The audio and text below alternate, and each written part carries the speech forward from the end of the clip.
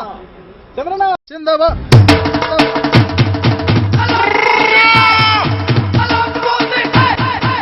చంద్రన్న చిన్న గాడ కాదు కీడా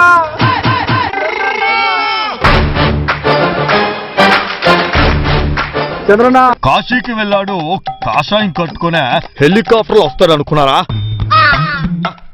నాలో ఇంకా శక్తి తగ్గలేదు తమ్ముడా, అందుకే సీమలో నేర్చుకున్న సైకిల్ మీద వచ్చా. ఎలా వస్తే ఏమన్నా కాలు పెడితే చాలు. ఆ కాలు పెట్టడమే కాదు తమ్ముడా, ఈ హస్తం కూడా వెన్నంటే ఉంటుందా అన్నా. ఇంకా ఆలస్యం చేయకుండా నేలమ్మ తల్లికి ముద్దు పెట్టానా? మర్చిపోయా తమ్ముడా, ఇప్పుడే ఈ నేల తల్లికి ముద్దు పెడతానో పైనుండి వర్షం వస్తుంది.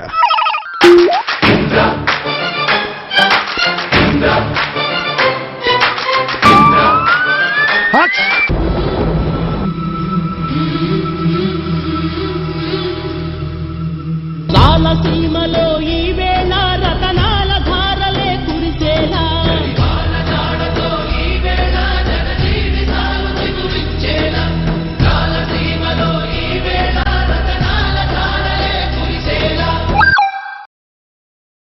అన్నా వర్షం ఆగింది.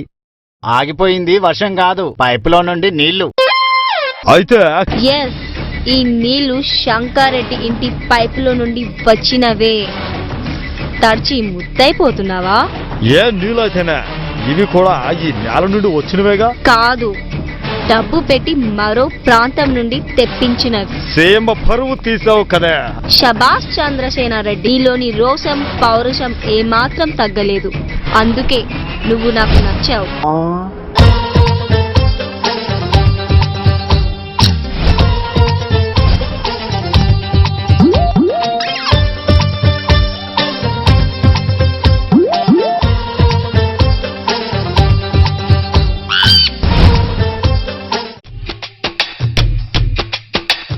ఏందమ్మా భవానీ, ఆడితో నీకు పనేంది? ఏంద్రా చంద్రసేనారెడ్డి, మర్యాదగా ఈ నుడి గప్పు సప్పుడు కాకుండా తోక మూర్చుకొని వెళ్ళిపో. ఏంద్రా చూస్తావేంద్రా? ఒరాయ్ తిక్క శంకరెడ్డి, తొక్కే కదా అని విసిరేస్తా, తోసేస్తా. ఏరా మళ్ళీ ఏ మొహం పెట్టుకొని వచ్చావేంది? ఏ మొహంతో వచ్చానన్నావు కదూ, ఈ మొహంతోనే వచ్చా. కాకపోతే కాశీ నుండి ఎండలో వచ్చేసరికి కాస్త గ్లామర్ డ్యామేజ్ అయిందా? నీ గ్లామర్ తో నాకేం అవసరమప్పా? సీమ ప్రజలకు ఇచ్చిన మాట ఏమైంది చెప్పప్పా. నీ వల్ల కాదంటే చెప్పు, ఇచ్చిన మాట వెనక తీసుకుంటానని చెప్పు.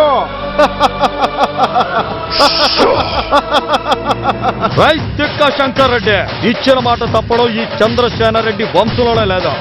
రేపటి నుండే పనులు మొదలు పెడతా. భూమిలోంచి గంగాదేవిని గలగలా బయటికి రప్పించి ఈ రాయలసీమని రత్నాల సీమగా మారుస్తా. సూపర్ అన్నా.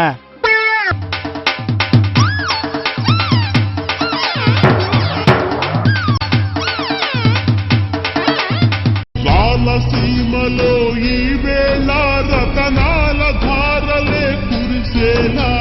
ఇక్కడి నుండి ఎలాగైనా తప్పించుకోవాలరా బాబోయ్. బాబాయ్, అమ్మా బాబాయ్, ఆపండి, అందరూ పనులు ఆపండి. ఏమైందన్నా? మీరందరూ ఇలా ఎండలో కష్టపడుతూ ఉంటే నేను చూడలేకపోతున్నాను. అందుకే మీ అందరి కోసం నేను ఒక్కడే కాలినడకతో కాశీకి వెళ్ళి వర్షాకాలంలో వర్షంతో తిరిగి వస్తాను.